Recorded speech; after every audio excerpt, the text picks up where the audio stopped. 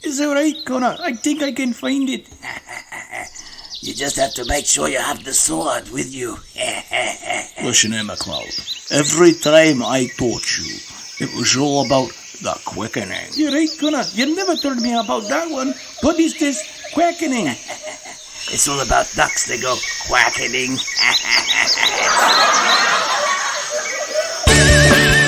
I'm sitting here waiting, contemplating what's the best day. Watching that movie, I'll believe the Mullet. And welcome to the one, the only, the Mullet podcast, here live on Facebook and of course live on FPN for the final episode here as we look into the world of Highlander, folks. That's right.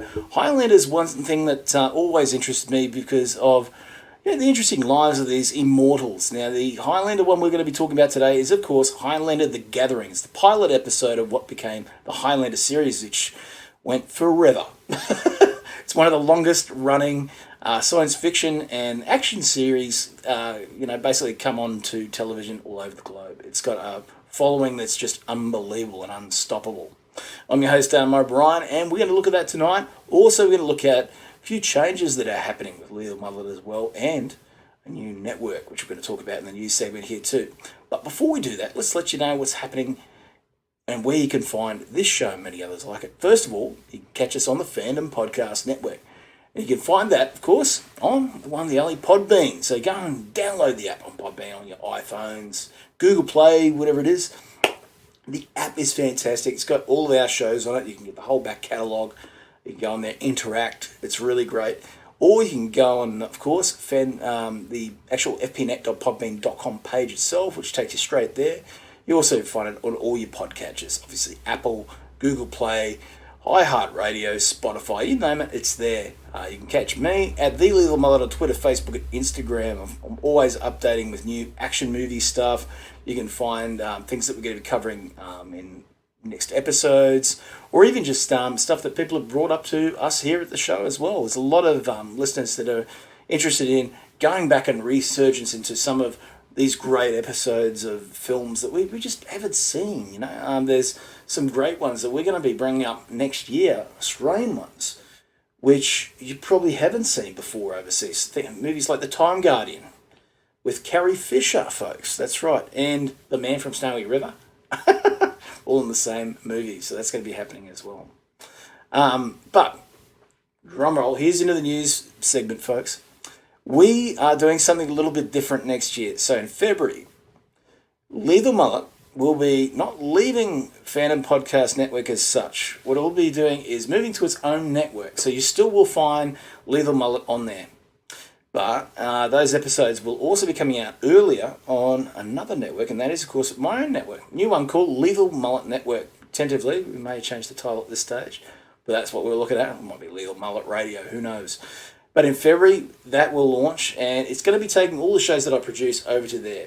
So you'll be finding Lethal Mullet podcast, obviously, the main show.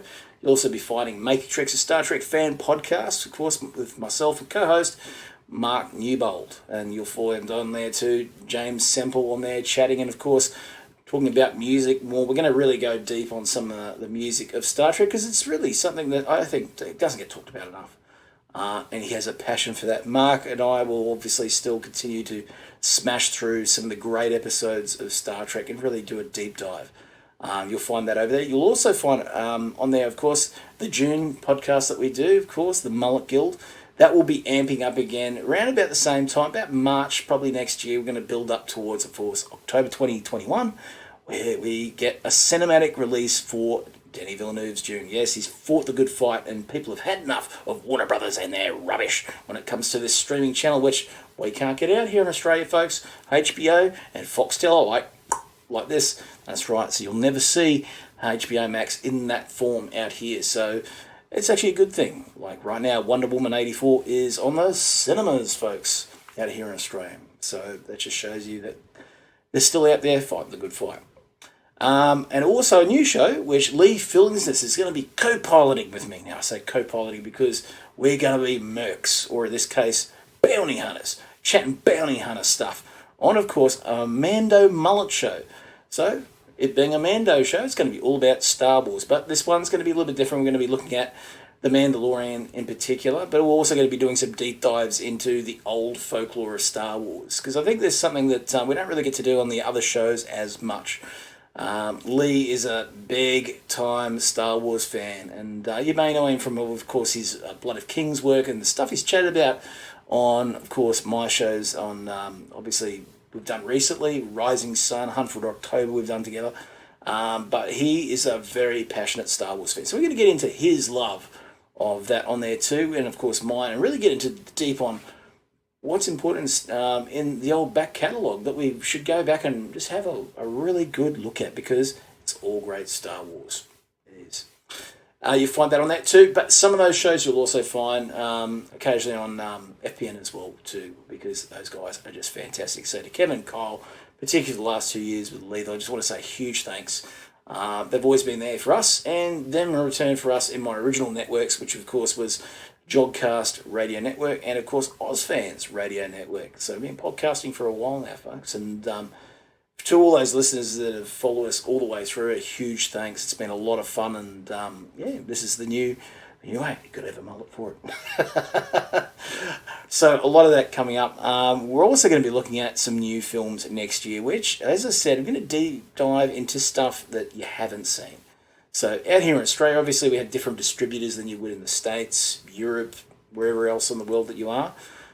So we'll look at some of those ones that are released here that just don't get over there. So one in particular is a Rutger Hauer film called Split Second. It's a great film, which is kind of like a Blade Runner horror fest. It has the sort of grungy sort of look of a David Finch movie. At the same time, it's got a classic feel of just some of those really hard-boiled detective thrillers. But there's a real toughness to it too, with Rutger Hauer there as well. I remember seeing it on VHS years ago, and it's one we're going to really deep dive and get into and enjoy. There's also some great ones coming up. The next episode, which is coming out next Monday, is Renegades. Now, this one was very hard to find. You can't find it on DVD or Blu-ray out here in Australia. You can find it on VHS. So, like these bad boys out here, I've been hunting down on VHS, and I found it. And enjoyed it so much because it looks like the guys did it between Young Guns 1 and Young Guns 2. Kiefer Sutherland and Lou Diamond Phillips said, you know what, we should do another movie. And they did. And it is a great film. It's a fun little crime flick, and it's about, corrupt cops, basically the mob, if you like, gangsters, all pulled together, and it works. It really is a fun film. So we're going to talk about that one in the next episode. And I hope you get a chance to check it out if you haven't seen it. It's been a while since I saw it when I first got it out. Back in the 90s, was it? So that's how long ago that was when it was first released. It was a big hit out here in Australia. So again, not bad at all. All right, but let's get into the main chat here, folks. Highlander. So obviously, as we said, we've got this one right here, Highlander: The Gathering. As you can feel, yes, it's a VHS. You hear that rattle, folks? You know it's a VHS. So. Again, you've got this amazing sort of glittering gold-like cover with the Highlander typeface. Just absolutely fantastic. This is what I love about it. This series out by Eagle Entertainment, Excellence in the Video, is just great. And, of course, we've got all the stars in the back. So we've got, of course, Christopher Lambert back as Connor MacLeod. And we've got Adrian Paul as Duncan MacLeod. Alexandra Vandernutt as Tessa, and she's great, she's fantastic. And of course, Richard Mull as Slan Quince. So we'll get into that very, very soon. And of course, you've got the iconic music from Queen, of course, in this one too. And of course, title music in this is, the Princes of the Universe, obviously, too, and it's such a beautiful track. All right, so let's get into it. This is obviously a series which is beloved, particularly to members of this here channel. Kevin, g'day mate, there you go, and Lee Fillingsness. Of course, Blood of Kings was started by Kevin, and of course, ex-member of FPN, the dear Norman C. Lau. Norman, I hope you're out there and having a great Christmas and Happy New Year, mate, too. And, my passion for it has been back with them as well, really getting into it. And actually, folks, you can watch this series now on Amazon Prime. It's being put onto that platform too. I do believe it's on Tubi out here in Australia as well, which is TUBI. There you go, that's a free channel too, folks. Lots of great action movies in there. Blood Flight! Oh, you got to watch that one. Blood Fight was really good too. So that's one you can see on there that comes up quite frequently on Tubi as well. Starring, of course, Bolo Young. Bolo Ba! Obviously, the film in this in particular is done as a movie. I think in most releases I've seen of this so far, when it's by itself. But this is volume one of obviously the video set that came out. So great for what it is. I think it's fantastic. It's got the first two episodes, and the second episode has I can't even remember the actor's name, but he's the guy that played the antagonist towards Jack Ryan in Patriot Games, and he's also the scientist in Alien Resurrection, who's always going, "Oh no, you're not going to get the alien." Blah, blah, blah, blah. But anyway, we'll get to it. So Adrian Paul in this has come on as the new McLeod, Duncan McLeod, the one that's going to take us through the TV series. Adrian's fantastic. Obviously, very gifted actor, and he reminds me more of Sean Connery than he does, obviously, the other McLeod. There's a lot of mannerisms, but also just the confidence that he holds himself with, and the mystique, the way he acts. It's spot on. But there's a Connery essence. If there ever was something more like Ramirez, it's him. There's a certain cockiness and bravado even about the character of Duncan. Through all the squabbles that he's been through, I suppose, in his life. But I see that through that character. He's fantastic.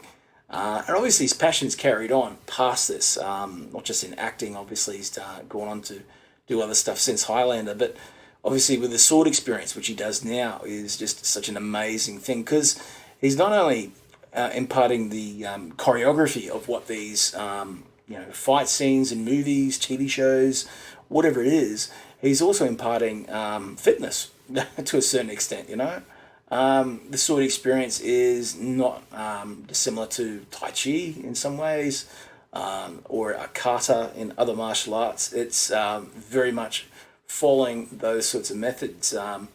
If you're a stylist of Tai Chi in particular, doing the sword or even the staff, it's similar to that. You're out there exercising, moving, and again, it's low impact. It's not really going to cause too much drama, but it's also a lot of fun. So it's involving the bokken, or basically the wooden oak version of the katana, which is a training sword.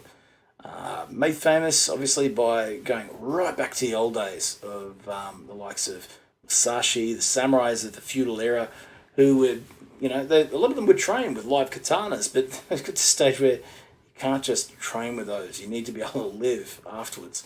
So obviously they got oak, Japanese oak in particular, the white oak, and started to shave these out of ores and stuff like that, which was often what Musashi would do.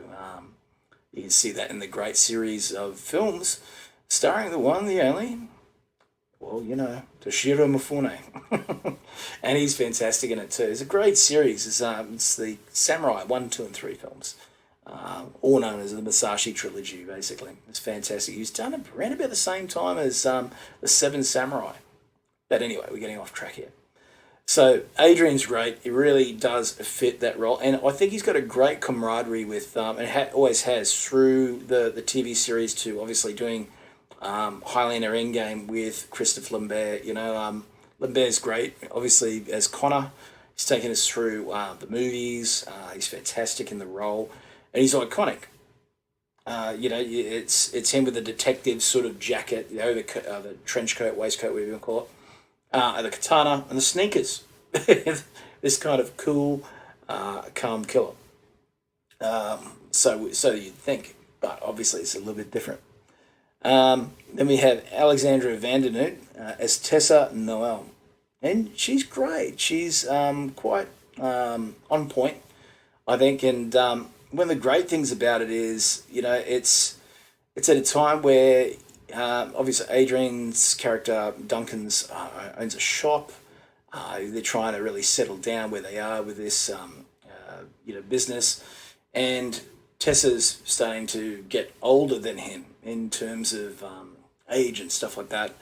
But immortally, obviously, he doesn't age. So it's interesting in these stories. Obviously, we see it in the movie. We get to see it in the others as well, just how that maps out. And it's quite interesting. But we'll have to see how, obviously, that goes through the series, how that affects things. And it's already, in this episode, you can see a bit of tension with that. But there's also a bit of play with it as well. I think Alexandra's great in the role of Tessa. It's fantastic. It plays well off Adrian's acting too. Now, in as Richie Ryan is the late Stan Kirsch. Now, being somebody who had watched the series ages ago, only a couple of years ago, before Stan had passed, I'd re-watched the first, I think it's the first 2 seasons of the series.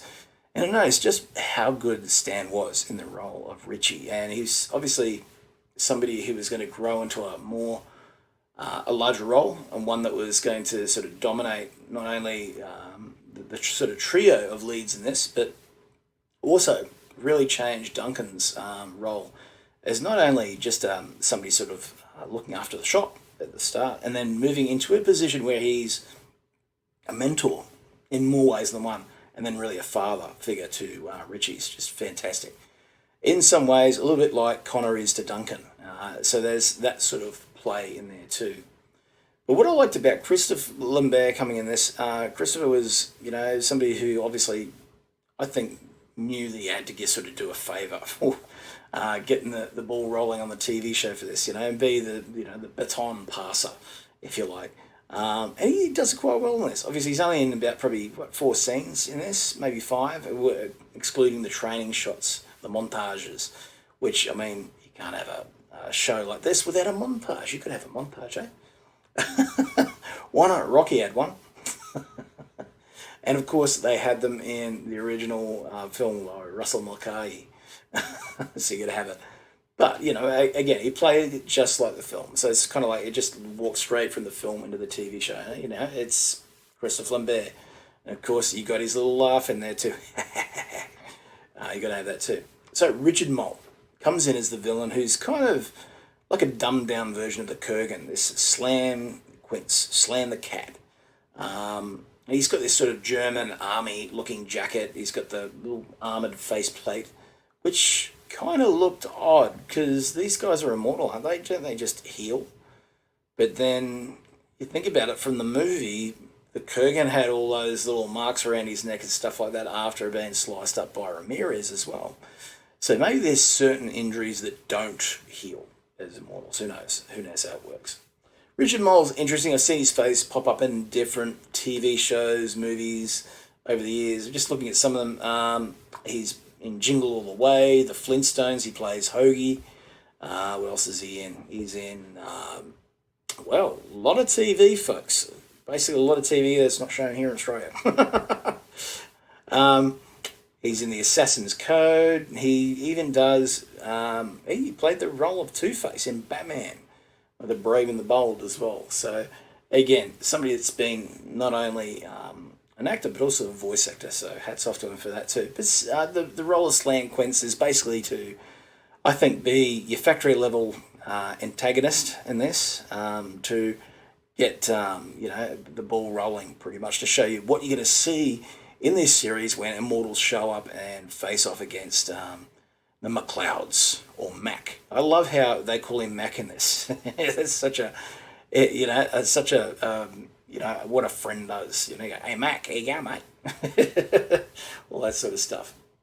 So in this episode, Duncan, who lives quietly with obviously Tessa, his girlfriend, has a run-in, obviously, with a young guy trying to steal stuff, which is Richie.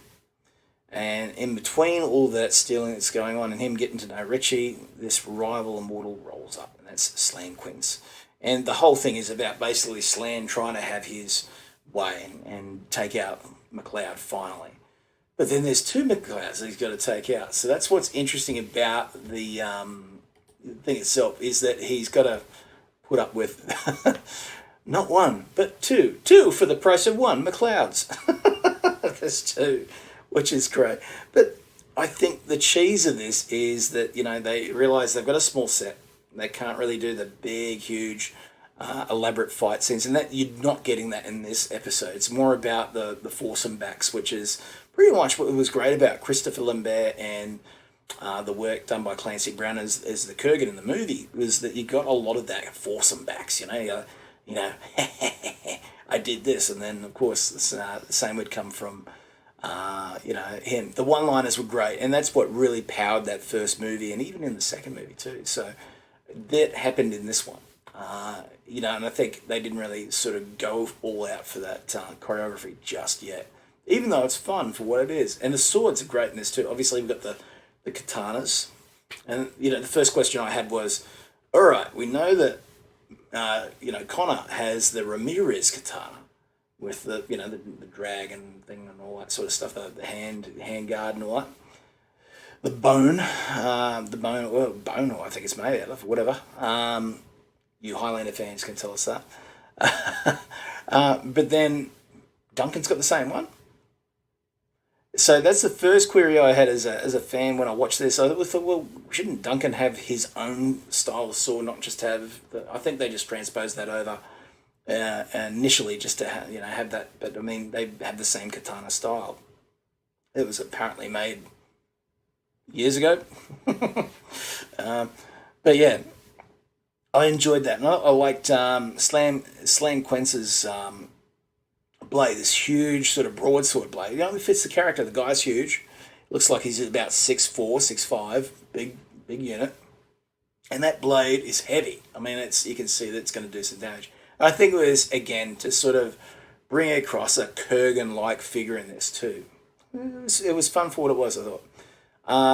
But again, too, we get to see in the middle of this too, Richie getting to know the characters as he hides out in the trunk of the car, goes along to obviously fight, and in between that too, we get to see that even in the flashbacks too, with Duncan's tried to actually get out of this fight with the Immortals a few times, not just once. And doing, of course, on holy ground, where no mortal can fight, apparently. So that's one of the rules, the golden rules out there. So with that, I think it's interesting that he's tried to do the same again, but it was Connor that had to drag him back in. Eventually you're going to have to just fight. And that's what made that interesting. I think that's, a solid bit of where this TV show gets it right, is that no matter what, these guys may not know where they've come from originally, because they don't know the foundation of where these immortals have been. Zeist, apparently. And I think no matter what you come up with, Zeist is probably the more rational explanation. It's the whole thing that they came from the past and they had rifles in the past. Yeah, check out the footage in the Renegade edition. It does not make sense. Sorry, Mr. Mulcahy. I know you're an Australian director and you're awesome and all that, but even that didn't make sense, mate. Highlander 2 is fun and what it is, but that's just, it didn't make sense to me at all. To me, the mystique of who these guys are and the mystique of the immortality and of the quickening should be kept exactly that, a mystery. It's a little bit like the Force in Star Wars. The more you explain it, the dumber it is.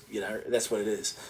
You should find little facets of it, little tiny bits and pieces of it, but gives you a broader idea, and then people can pinch little bits and pieces in their own mind's eye, in their own canon, figure it out for themselves. I think that's a lot of franchises sort of burned their way through in this too. So yeah, it's interesting.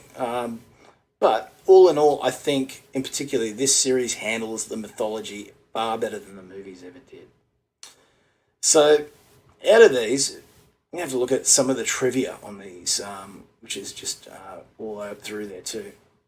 So Lambert reprises his role in this, and obviously did it in Highlander 2, The Quickening, and it wasn't until obviously Endgame that he did the same again, and Endgame's great. I actually think out of all the sequels, Endgame's probably the best. Not just that you got the one, the only. You know where I'm going, folks. Donnie Yen, yes, the master.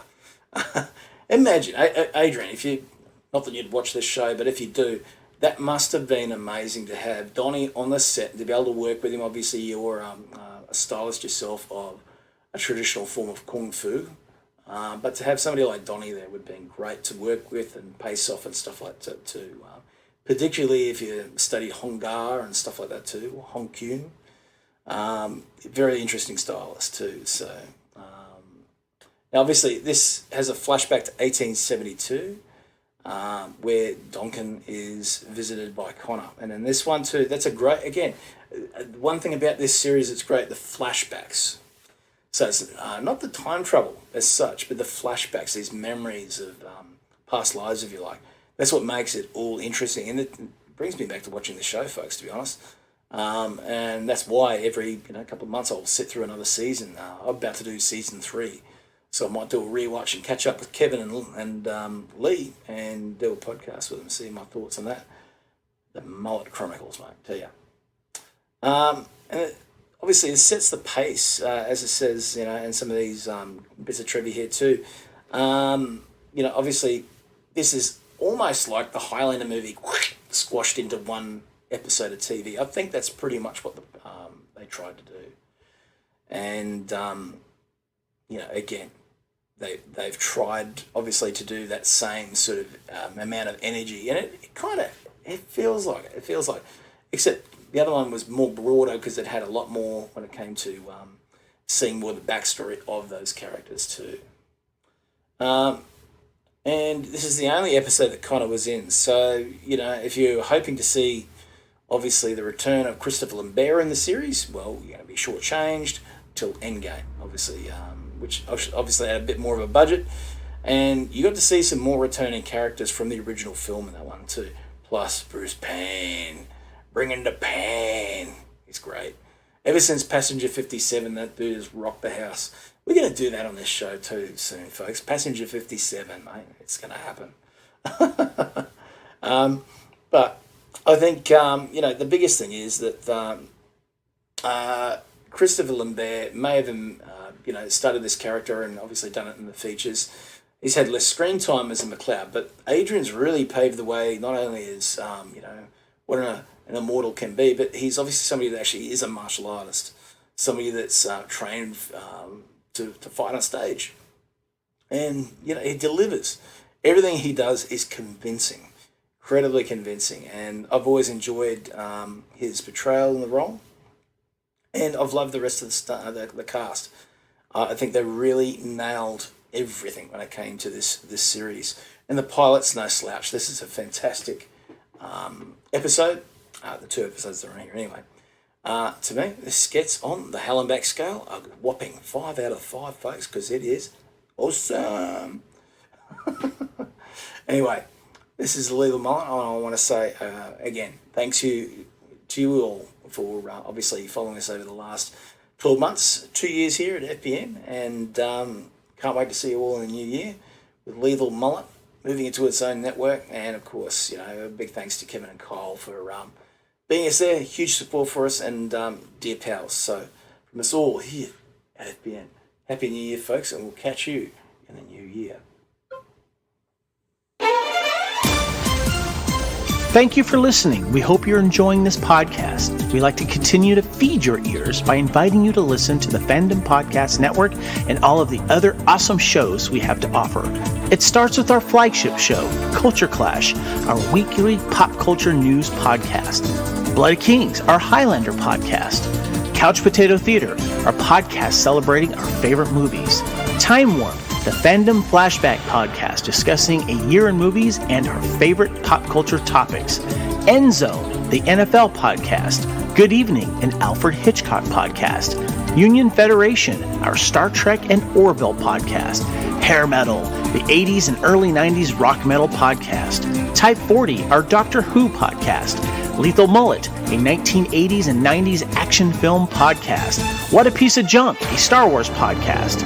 And our newest show, Making Treks, a new Star Trek podcast with a deep dive into the final frontier with host Mark Newbold and Adam P. O'Brien. You can enjoy all of these great Fandom Podcast Network shows on our master feed at fpnet.podbean.com. Fandom Podcast Network is also on Apple Podcast, iTunes, Stitcher, Google Play, Spotify, and iHeartRadio. You can also find us on Facebook under Fandom Podcast Network. You can also email us at fandompodcastnetwork@gmail.com. You can also find us on Instagram and Twitter under Fandom Podcast Network. Thank you for listening, and remember, respect others and enjoy your fandom.